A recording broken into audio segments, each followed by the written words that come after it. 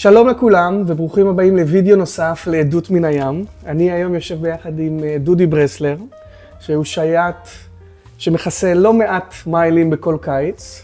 דודי, מה שלומך? אחלה, כיף להיות פה. תודה רבה שהסכמת להצטרף. תודה שהזמנת.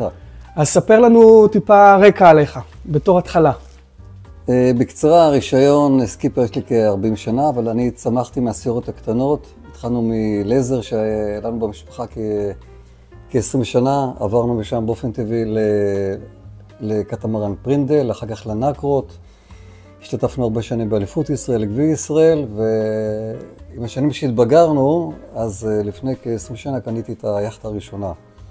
איזה סירה זאת הייתה? זו הייתה ז'אנו 42 רגל פרפורמנס, אחרי 6 שנים החלפנו לז'אנו 50 רגל גם יהיה פרפורמנס, ועכשיו אנחנו עם התינוקת החדשה, עם הבנטו 46. נכון.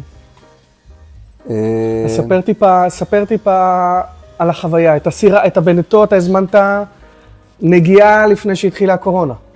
את הבנטו הזמנתי ב-21 בעיצומה של הקורונה. בעיצומה של הקורונה, בעיצומה נכון. של הקורונה, למזלי, צריך גם מזל בחיים, עשיתי את ההזמנה אז שהשוק היה מת לגמרי, וכולם היו סגורים בבית ואני חשבתי איזה סירה אני קונה כדי לצאת החוצה.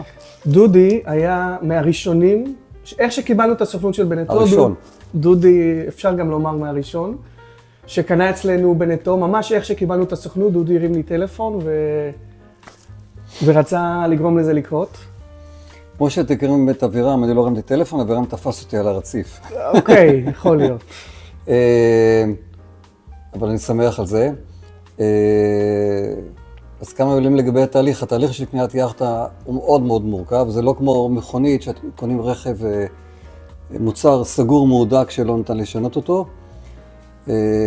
וגם זה סוג של ביצת הפתעה, כי לא כמו אוטו שיוצאים מהסוכנות ואוטו תמיד עובד והכל ברור לגמרי שהכל יעבוד כמו שצריך. אנחנו יודעים שחלק מעולם השייט שהדברים לא, גם אם זה יצא חדש מבית היצרן, יש תקלות. בנטו עמד מאחורי כל מה שנדרש לעשות, בהחלט בעזרה עם הרבה אנרגיות והרבה רצון טוב של אבירם ושל כל הצוות. ויחד עם זה גם יכולת החלה שלנו. זו סירה מאוד מיוחדת, היא מאוד לא מקו הייצור הסטנדרטי של בנטו. לי חשוב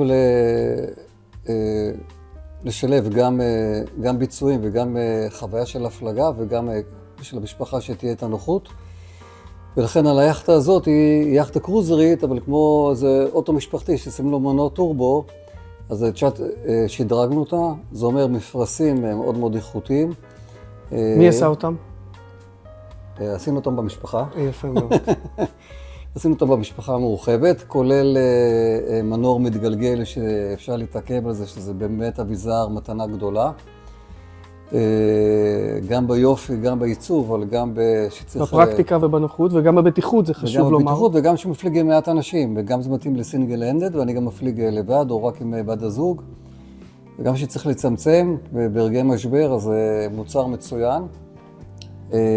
בכלל, איכות המפרסים מאוד מאוד טובה, ובסוף זה המנוע של הסירה. יש אחיזה מאוד טובה, יש לסירה גריפ טוב במים שיש לה קיל עמוק, היא יציבה יותר, וכמובן מפליגה יותר טוב בקדמית, שזה חשוב. היא שומרת יותר על כיוון, בהחלט אביזר יקר, אבל חשוב. אז בואו נגיד, המתנה הגדולה ביותר והחשובה ביותר זה המפרסים. אבל איפה הסירה שלך הוגנת היום?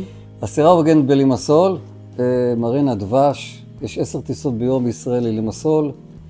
יש אווירה נפלאה, רמת התחזוקה במרינה מדהימה, צנע של מסעדות, שקט, להתנתק קצת מהמציאות בארץ, מומלץ. איזה כיף. מומלץ, ואפשר לנדנד לאווירה אם יש תקלות. אנחנו שכנים שלו במרינה. טוב, דודי, תודה רבה על השיחה הפוזיטיבית, שמחתי מאוד. ניפגש בים. ניפגש בים. על המצוף. על המצוף קדמית. תודה רבה.